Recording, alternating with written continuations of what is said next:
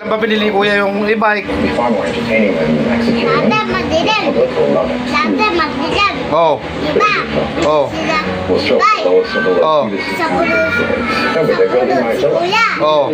Tapos, bigay si kuya. Ibay. Oh, sino kasama bumili?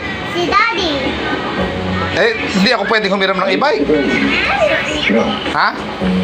Pwede, pahiramin ko. Ako muna sa amin.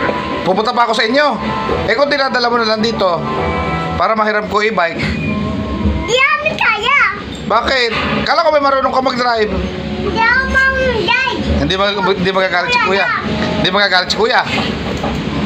Hindi mo ako guide. Si kuya lang. Eh, kaya nga, hindi magagalit si kuya pagka kinuha ko. Sabi mo magagalit. Kasi, harap ko eh. Ha? Pinagpapalok ko, wag mo na naman. Kailangan hindi matutumba. Eh, paano kung matumba? Kasi, mabigat na. Ah, mabigat ba yun? Eh, sabihin mo kay kuya, tawagan mo si kuya na hihiramin ko yung e-bike. Hello? Oo. Gagamitin ko eh, sabi ko. School eh. Sabi mo, hindi mo dinala ni kuya. Ha? Sabi mo, hindi dala ni kuya.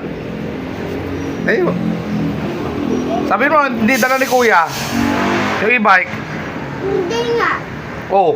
Eh, di kukunin ko na lang sa inyo. Pahiram muna ako. Sige. Kulit mo na. Eh, sabi mo, magagalit si kuya eh. Hindi. Kukunin ko mamaya, para hindi nakita ni kuya. Akin na lang.